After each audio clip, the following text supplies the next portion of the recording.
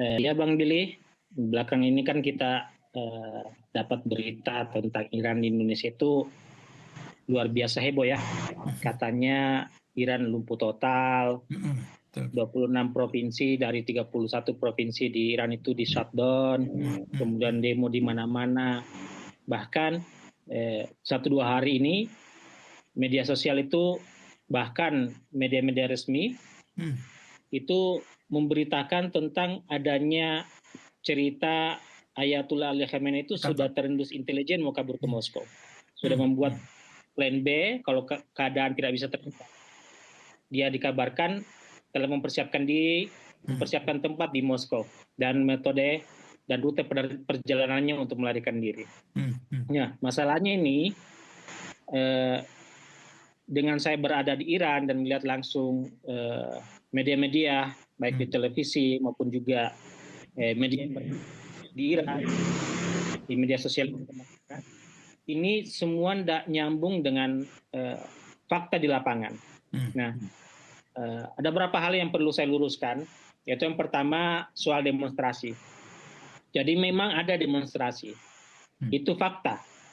Tapi bukan demonstrasi nasional serentak yang melumpuhkan negara, sebagaimana yang diberitakan. Aksi terjadi sporadis di beberapa kota dengan intensitas yang berbeda. Banyak wilayah tetap normal, transportasi jalan, penerbangan, aktivitas pemerintahan, sekolah, rumah sakit, semua jalan normal, tidak ada yang ditutup. Nah, Iran tidak shutdown sebagaimana diberitakan. Sebab negara sebesar Iran itu tidak mungkin mati total hanya karena demo seminggu. Di hari-hari dikabarkan terjadinya aksi demonstrasi ini, saya sempat berada di Teheran, kemudian melakukan penerbangan ke kota Kerman, dan saya melihat fasilitas publik, pelayanan publik tetap terbuka. Saya juga bahkan membagikan situasi terkini waktu saya di Kerman, waktu saya di Teheran, melalui video di akun medsos saya memberitahukan kepada teman-teman bagaimana kondisi terkini. Jadi memang ada beberapa titik tertentu terjadi demonstrasi karena itu dipicu oleh kenaikan inflasi bahkan terburuk selama sepanjang sejarah Iran. Tapi itu kemudian tidak sebagaimana diberitakan bahwa itu terjadi besar-besaran dan membuat Iran lumpuh. Nah, kita harus jernih melihat aksi demonstrasi ini. Kita harus melakukan pemetaan dan tidak melihatnya sebagai fenomena tunggal. Nah, aksi demonstrasi di Iran ini dalam beberapa hari terakhir itu seringkali disederhanakan oleh media, oleh banyak media internasional, karena memang targetnya seperti itu, mencitrakan Iran dalam kondisi yang terpuruk dan seterusnya. Itu aksi demonstrasi yang awalnya damai, itu dipelintir disebut sebagai pemberontakan rakyat terhadap rezim. Padahal pembacaan semacam ini tuh tidak hanya malah secara analitis, tapi juga menyesatkan. Realitas di lapangan menunjukkan bahwa demonstrasi di Iran itu bukan fenomena tunggal, melainkan terdiri dari setidaknya ada 2 kelompok arus yang secara tujuan, secara metode maupun legitimasinya itu sangat berbeda. Nah, arus pertama itu adalah protes sosial ekonomi yang sah. Nah, kelompok ini menyuarakan tuntutan konkret, pengendalian inflasi karena memang sangat tinggi, kemudian stabilisasi nilai mata uang, kemudian jaminan ketersediaan kebutuhan pokok, perlindungan daya beli rakyat. Nah, aksi mereka ini mereka lakukan melalui mekanisme damai. Mereka melakukan penutupan, ini dimulai di Bazar Teheran. Bazar itu artinya pasar. Di pasar terbesar di Teheran, itu ini dimulai gerakan penutupan toko, mogok pasar, penghentian sementara aktivitas ekonomi, dan ini wajar sebagai mekanisme damai dalam menyampaikan aspirasi. Tanpa ada seruan pergantian sistem atau legitimasi negara, delegitimasi negara. Nah, dalam kerangka politik modern, ini adalah pressure politik, bukan gerakan subversif. Ini normal di semua negara terjadi. Nah, terhadap kelompok ini negara itu tidak bersikap represif. Ayatullah Ali Khamenei dalam pernyataannya itu secara eksplisit mengakui legitimasi keluhan ekonomi rakyat dan memerintahkan pemerintah untuk membuka ruang dialog, untuk mendengarkan kritik serta mencari solusi kebijakan yang tepat. Nah, ini menegaskan bahwa kritik ekonomi dari dalam sistem itu bukan hanya ditoleransi, bukan hanya diperbolehkan, tapi memang juga memang hak dan harus diakui sebagai bagian dari mekanisme koreksi kebijakan. Nah, sementara arus kedua ini justru berbeda secara fundamental.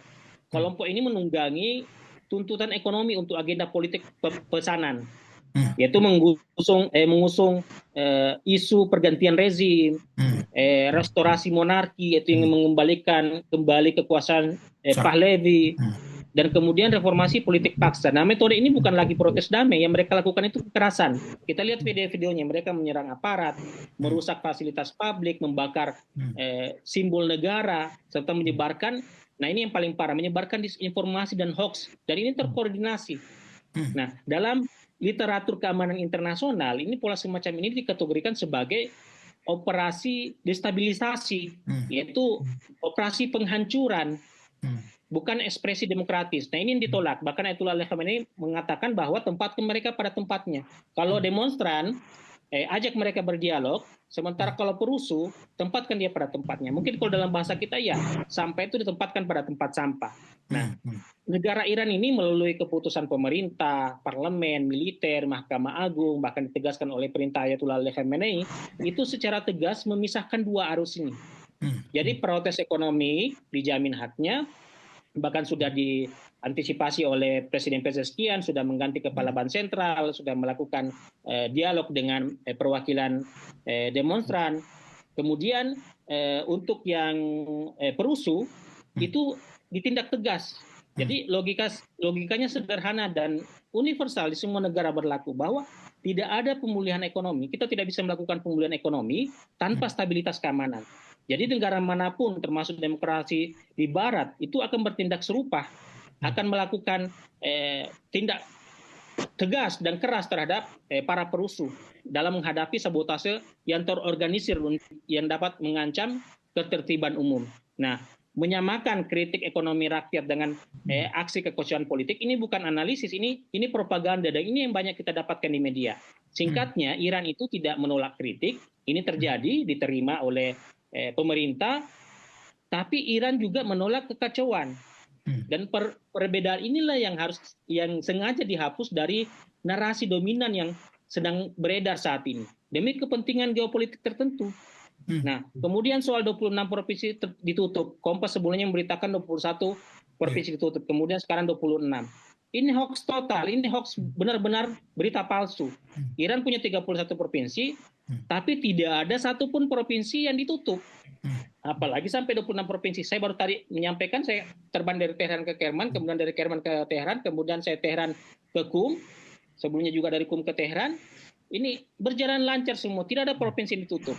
Nah, yang terjadi di lapangan itu adalah memang ada beberapa kota melakukan pengetatan keamanan sementara.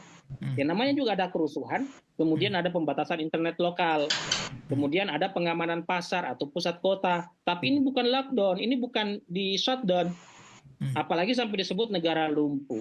Kemudian berita tentang soal Ayatullah Ali Khamenei berencana kabur ke Moskow.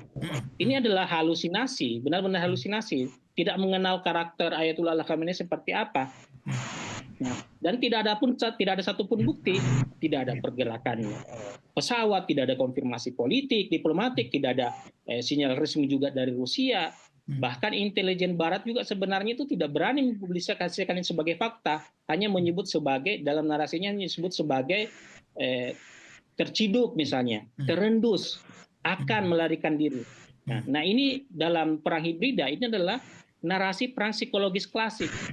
Bikin kesan pemimpin lari, lalu kemudian masyarakat menjadi kehilangan kepercayaan, lalu kemudian negara runtuh, tinggal ditunggu tumbangnya.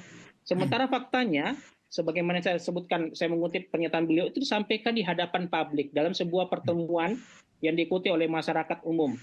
Itu dalam rangka memperingati Wilada Imam Ali. Di Iran pada tanggal 13 Rajab itu memperingati Wilada Imam Ali. Imam Ali dalam keyakinan Syiah, mayoritas masyarakat Iran yang Muslim Syiah, sebagai imam pertama mereka. Dan ini dirayakan besar-besaran. Tidak ada agenda yang kemudian dibatalkan atau tidak jadi, ditunda dan sebagainya, hanya gara-gara kerusuhan atau aksi demonstrasi disebut meluas.